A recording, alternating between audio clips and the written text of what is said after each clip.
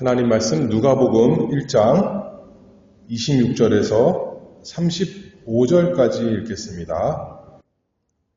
누가복음 1장 26절입니다.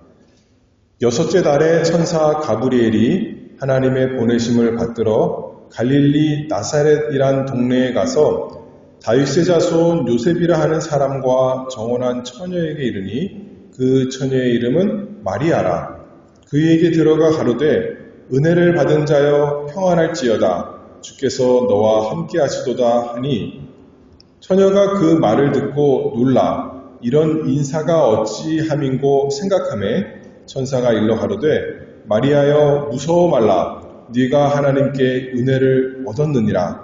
보라 네가 수태하여 아들을 낳으리니 그 이름을 예수라 하라. 저가 큰 자가 되고 지극히 높으신 이의 아들이라 일컬을 것이요 주 하나님께서 그 조상 다윗의 위를 저에게 주시리니 영원히 야곱의 집에 왕노릇 하실 것이며 그 나라가 무궁하리라. 마리아가 천사에게 말하되 나는 사내를 알지 못하니 어찌 이 일이 있으리이까. 천사가 대답하여 가로되 성령이 네게 임하시고 지극히 높으신 이의 능력이 너를 덮으시리니 이러므로 나실 바 거룩한 자는 하나님의 아들이라 일컬으리라. 아멘. 지난 시간에 소요리 문답 21문 했습니다. 21문 제가 뒷면 마지막에 이렇게 해놨으니까 제가 질문하면 여러분들 다시 한번 읽어보시면서 답해보시기 바랍니다. 하나님의 택하신 자들의 구속자는 누구십니까? 하나님의 택하신 자들의 유일한 구속자는 주 예수 그리스도신데 그분은 하나님의 영원하신 아들로서 사람이 되셔서 두 개의 구별된 본성을 가지신 한 인격체로서 하나님이시며 사람이셨고 영원토록 계속 그러하십니다. 하나님께서 하나님의 택하신 자들을 위해서 영원전에 유일한 구속주를 정해주셨습니다. 그분은 하나님의 아들, 영원하신 하나님이신데 또한 구약의 선지자들을 통해서 예언하신 대로 이 세상에 때가 되어 사람으로 태어나십니다. 그 놀랍고 영광스러운 사건을 천사가 나타나서 마리아에게 얘기했을 때 마리아가 오늘 질문하죠. 34절에 보면 누가복음 1장에 어찌 이 일이 있으리까? 나는 결혼도 안 했고 남자도 관계하지 않은 처녀인데 어떻게 나에게 하나님의 아들께서 사람으로 잉태되시겠습니까? 물었을 때 천사가 말하죠. 35절에 성령이 네게 임하시고 지극히 높으신 이의 능력이 너를 덮으시리니 이러므로 나실 바 거룩한 자는 하나님의 아들이라 일컬으리라. 우리 표현으로 하면 신학적인 용어로 성육신 그렇게 말합니다. 거룩한 육신. 우리 사람들은 스스로 거룩하지 않지만 하나님께서 요한복음 1장 말씀이 육신이 되어서 이 세상에 오신 그 사건에 대해서 제22문 제가 질문할게요. 답해보세요. 하나님의 아들이신 그리스도께서 어떻게 사람이 되셨습니까?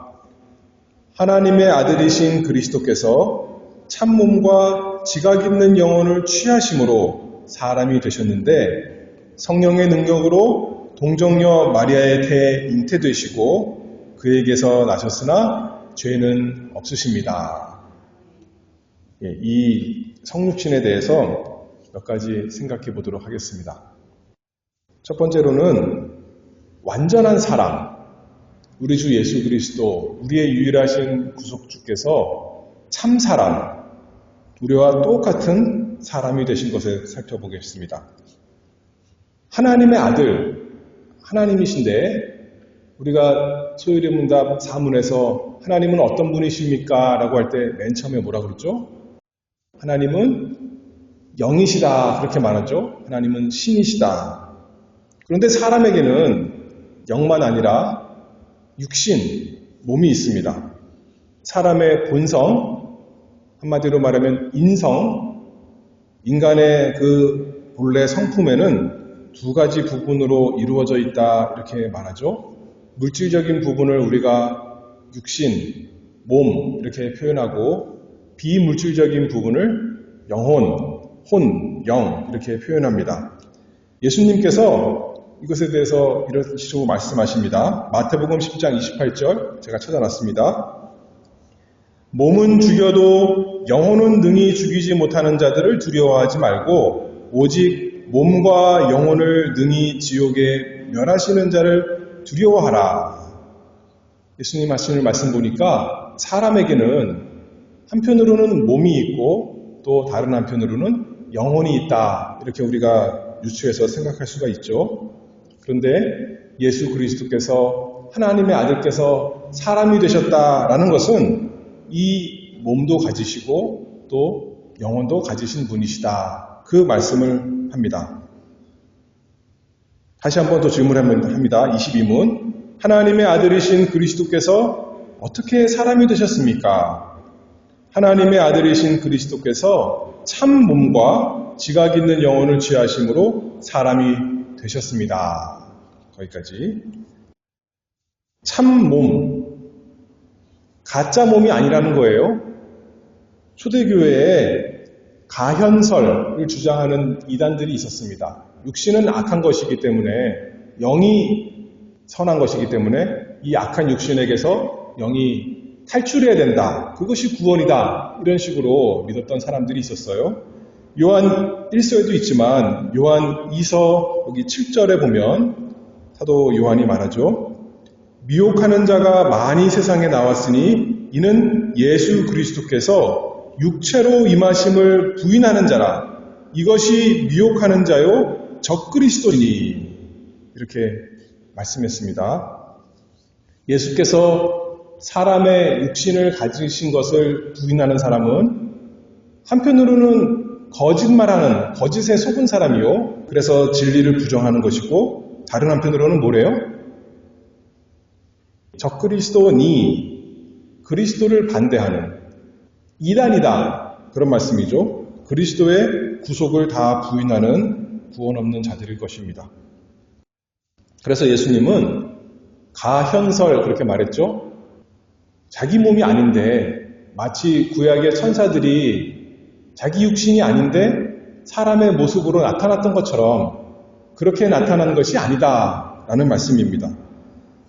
주님께서 몸이 없었더라면 육신의 힘듦과 고통이 없었을 것입니다.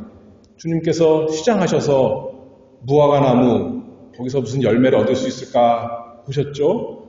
주님께서 광야에서 40일 동안 금식하신 것이 정말 사람의 몸을 가지신 주님에게는 큰 괴로움이셨습니다. 배고프셨습니다. 먼 길을 다니시면서 목마르셔서 사마리아 지나가시면서 우물가에서 여자에게 물을 달라고 그러셨죠. 십자가에서도 피를 다 흘리시고 어떻게 하셨어요?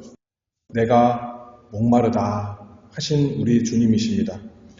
하루 종일 말씀을 전하시고 또 병자들을 돌보시고 하시면서 힘드셔서 지치고 쉬셔야 되는 것이 필요했던 것이고 갈릴리 배 타고 가시다가 어떻게 하셨죠? 배 뒤편에 가셔서 주무셨습니다. 제자들이 깨워야 됐습니다. 우리와 똑같이 연약한 몸을 가지신 사람이셨습니다. 근데 무엇보다도 더 중요한 것은 예수님께서 몸이 없었더라면 우리를 위해서 뭐 하실 수 없었을까요? 죽으실 수가 없었던 것이죠. 십자가에서 못 박히실 수가 없었고 주님께서 하신 그 구속의 일 하실 수가 없는 것입니다. 그래서 아까 말한 것처럼 예수 그리스도께서 육체로 오신 것을 부인하는 것은 이단입니다. 거짓입니다. 그리스도의 구속을 부인하는 구원 없는 큰 일이라는 것입니다.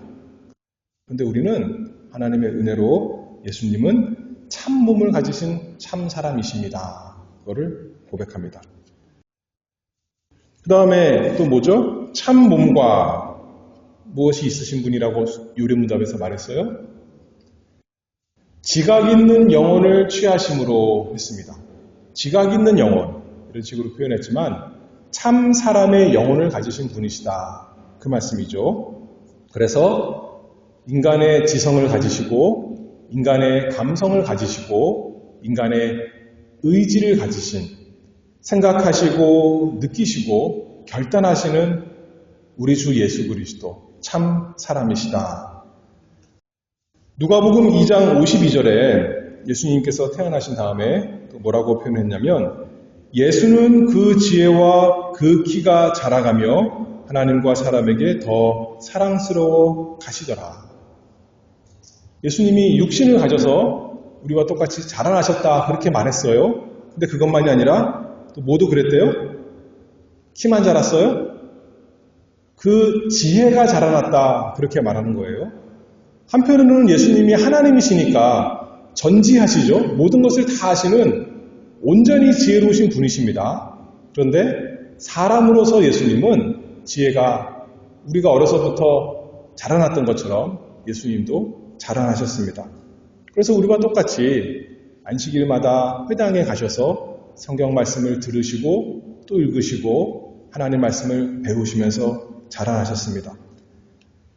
지성적인 면도 그렇고 마음도 사람의 마음과 똑같아서 신자들의 믿음에 대해서는 기뻐하셨고 불신하는 제자들에 대해서는 책망하셨고 또 이 세상에 대해서 분노하셨고 그러면서도 제자들 사랑하셨고 나사로의 죽음에 대해서는 요한복음 11장 보니까 심령의 통분히 여기시며 민망히 여기셨다 했습니다.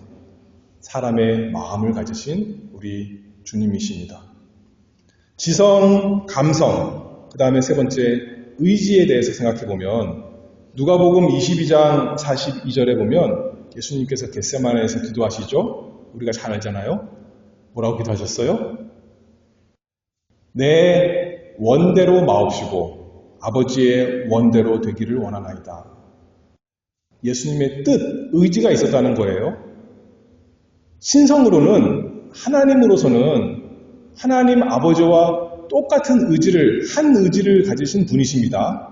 그러나 인성으로는 아버지와 또 구별되는 별개의 의지를 가지신 원하시는 것, 뜻하시는 걸 가지신 사람이시다 하는 것을 보여주는 거죠.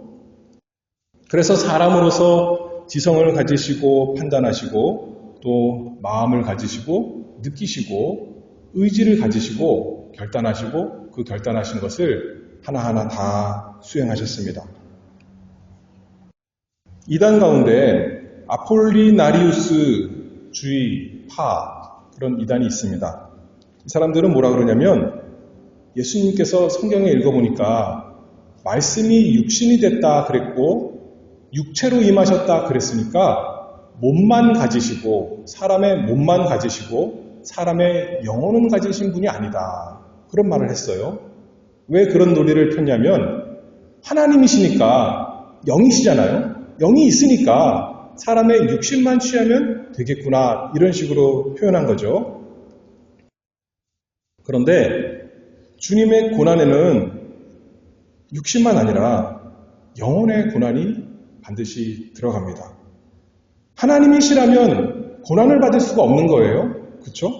마태복음 26장 38절 또 겟세마네 기도에 보면 예수님이 뭐라고 하시냐면 제자들한테 내 마음이 심히 고민하여 죽게 되었으니 여러분들 몸만 괴로운 것이 아니라 마음이 죽게 된 것 경험해 보신 적 있으신가요? 예수님이 그러셨다는 거예요. 마음이 심히 고민하여 죽게 되었으니 물론 십자가에 달리신 것은 몸이죠. 육신이 달렸습니다. 그러나 육신만이 아니라 십자가에서도 그 영혼에 우리를 대신해서 우리를 위해서 극심한 저주를 다 짊어지셨습니다. 신성으로는 하나님이시니까 하나님 아버지와 하나이시니까 영혼이 분리될 수가 없습니다. 떨어질 수가 없습니다. 그러나 인성으로는 그 영혼이 십자가에서 하나님에게서 어떻게 보면 떨어졌던 거죠. 그러니 나의 하나님 어찌하여 나를 버리셨나이까 그런 식으로 외치신 거 아니겠어요? 부정적으로는 그 영혼은 하나님께 그 저주 아래 놓였다 이렇게 말할 수 있다면 또 긍정적으로는 이사야 53장 10절에 보면 뭐라고 표현됐냐면, 이사야 53장 우리가 잘 아는 그 메시아에 대한 예언장이죠. 거기서 예수님의 고난에 대해서 나오는데, 예수님이 수동적으로 고난 받으신 것만이 아니라 그 영혼을 속건제물로 드리신다, 그렇게 말씀하는 거예요. 자신의 몸만 하나님께 드리신 것이 아니라 자신의 영혼, 그 사람의 영혼을 십자가에서 하나님께 제물로, 사람의 영혼이 사람의 핵심 아니겠습니까? 그것을 다 드리신 우리 주님이십니다. 그래서 우리의 육신만 아니라 우리의 영혼 모두 다 구원하시기 위해서 참 사람, 참 몸과 지각이 있는 영혼을 취하신 우리 주님이십니다. 여기 취했다 이렇게 말했어요. 가졌다. 자신이 자발적으로, 의지적으로 가진 겁니다.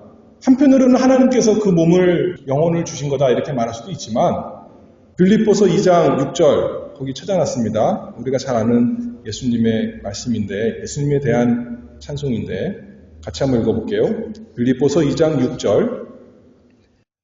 그는 근본 하나님의 본체시나 하나님과 동등됨을 취할 것으로 여기지 아니하시고 오히려 자기를 비어 종의 형체를 가져 사람들과 같이 되었고 사람의 모양으로 나타나셨음에 자기를 낮추시고 죽기까지 복종하셨으니 곧 십자가에 죽으심이라.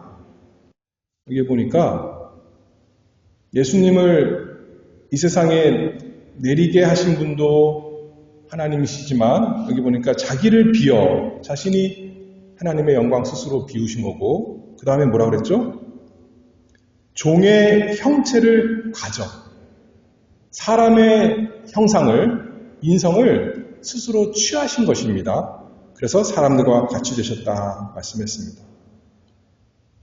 하나님의 택하신 자들을 구속하기 위해서 자신의 몸과 영혼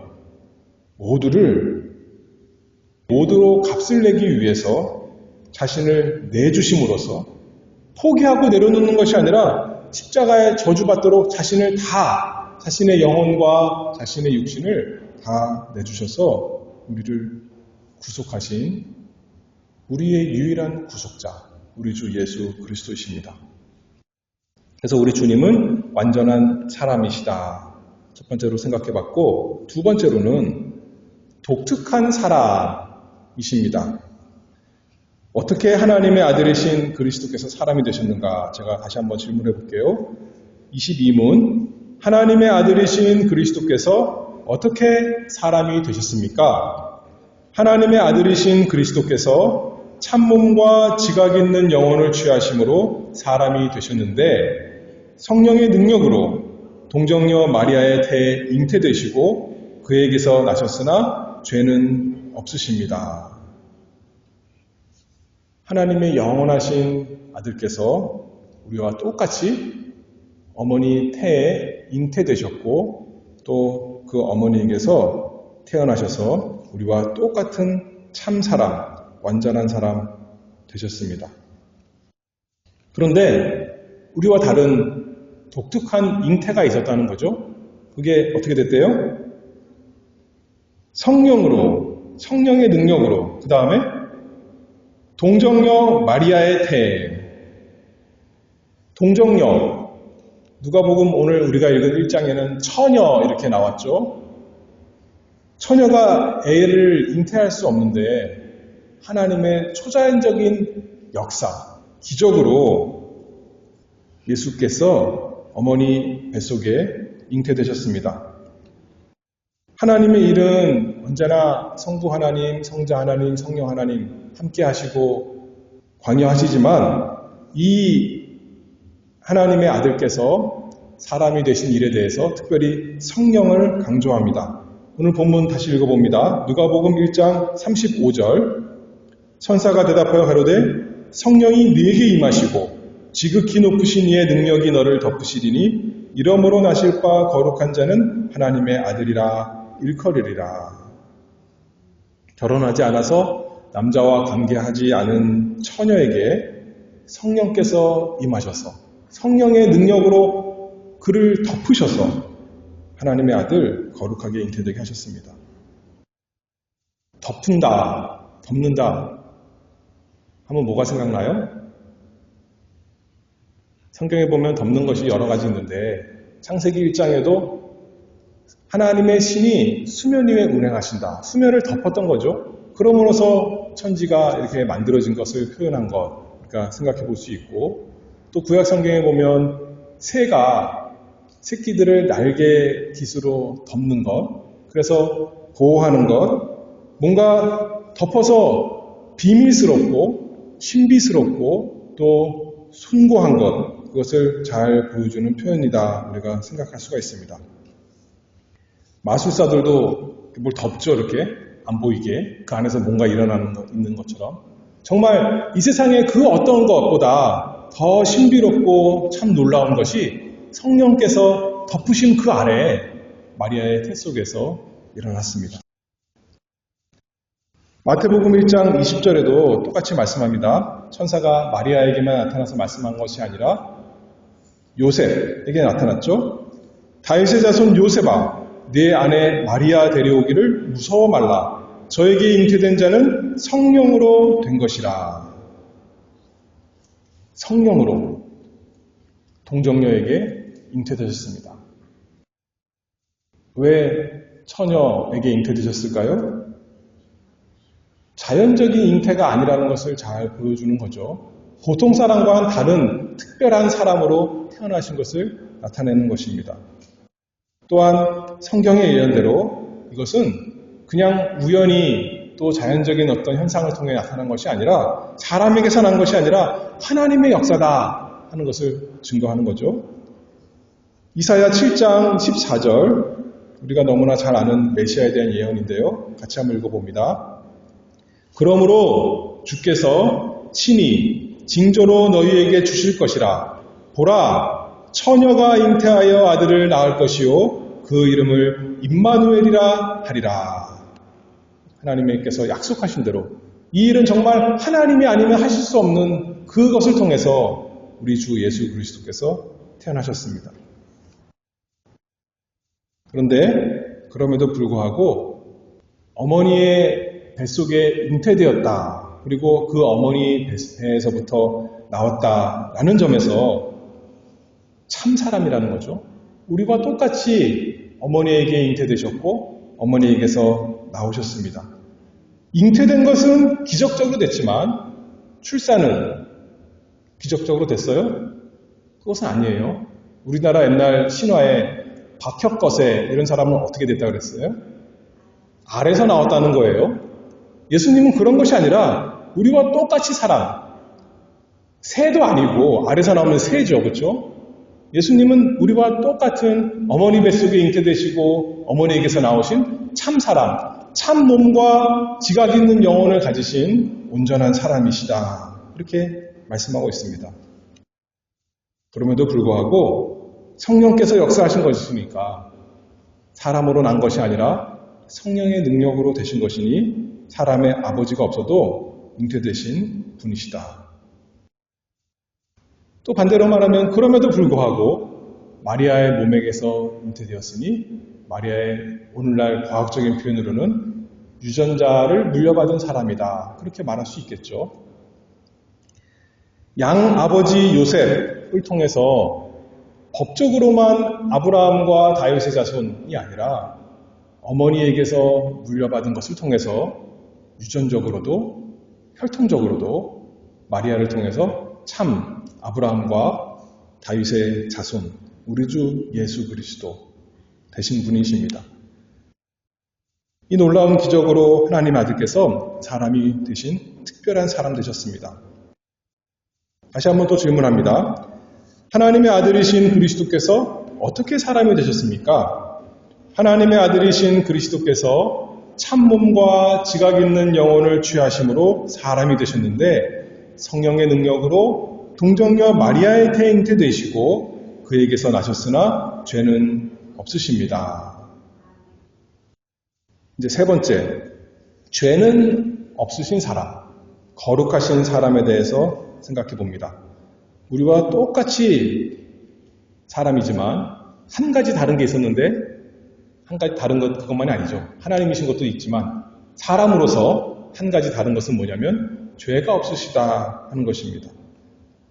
그래서 동정녀에게서 태어나셔서 남자의 자손, 아담의 후손, 그래서 아담 안에서 그 아담이 가졌던 죄책과 형벌의 메인 사람이 아닌 원죄를 가지시지 않은 분으로 태어나신 분. 그럼에도 불구하고 마리아가 어떤 교회에서 말하는 것처럼 죄가 없는 사람이 아닌데 마리아도 죄인이어서 마리아의 구주가 필요한 사람이었는데 죄인에게서 잉태돼서 태어나면 죄인일 수밖에 없는데 그렇잖아요? 더러운 것에서 나온 것은 더러운 것일 수밖에 없습니다. 그런데도 예수님께서 죄가 없으시게 태어나신 이유는 아까 뭐라고 그랬죠? 35절 다시 읽어볼게요. 성령이 내게 임하시고 지극히 높으신 이의 능력이 너를 덮으시리니 이러므로 나실 바 거룩한 자는 하나님의 아들이라 일컬으리라. 왜 그랬어요? 성령께서 덮으셔서 거룩한 영께서 다 주장하셔서 잉태되는 것과 또 뱃속에서 자라나시는 것과 태어나시는 것 모두 다 성령께서 덮으셔서 거룩한 사람, 죄 없으신 분이 되셨습니다. 히브리서 7장 26절 찾아놓은 거 함께 읽습니다.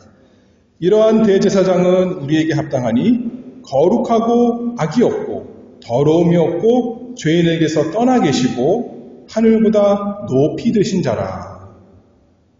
사도 베드로 예수님 3년 동안 잘 따라다니셨는데 뭐라고 고백하나요? 베드로전서 2장 22절에 저는 죄를 범하지 아니하시고 그 입에 거짓도 없으시며 베드로가 고백하기를 나는 죄 많은 사람이고 나는 내가 말한 것도 못 지키는 거짓말밖에 못하는 사람인데 예수님은 죄를 한 번도 범하지 않으신 분이시고 그 입에 거짓, 우리 옛날 성경에는 괴사도 없으시다 그렇게 증거하고 있습니다. 예수님을 만난 사람, 예수님을 어렸을 때부터 같이 자라난 형제들, 예수님 죄 있는 죄인이다 그렇게 말하지 않았습니다. 예수님을 나의 주님이십니다 고백하고 섬겼습니다. 예수님을 자기 배에 잉태해서 태어나게 한 마리아 모친도 내 아들 알고 보면 순 거짓말장이야 하지 않았습니다. 나의 구주가 나에게 임하셨습니다. 찬송했습니다. 예수님 편만 그런 것이 아니라 예수님을 미워하던 그래서 잡아 죽이려던 유대인들도 예수님에 대해서 거짓 증거를 만들었을 뿐이지 고소할 죄의 증거를 하나도 찾지 못했습니다. 그리고 악한 헤롯 빌라도에게 넘겨줬더니 이 사람들도 뭐라 그래요? 예수님이 죄가 있으시대요? 나는 죄를 찾지 못하겠노라 하는 것이 유대인들 이방 총독 빌라도의 말. 모든 사람이 예수님은 죄가 없다 고백했습니다. 우리의 구속주에 죄 없으신 이것이 너무나 필요한 이유는 고린도 후서 5장 21절 거기 찾아놓은 것 함께 읽어보겠습니다.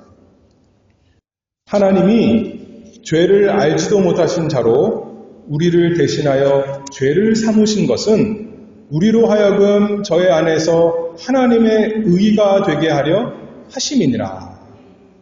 예수님이 죄가 없으신 이유는 죄인인 우리에게 의를 주시려고 그러셨다는 거죠. 그분 안에 죄가 있었더라면 조금이라도 잘못하는 거 있었더라면 겉으로만이 아니라 그 영혼에 죄가 있었더라면 구속사역이 다 실패했을 것이다. 그 말씀이죠.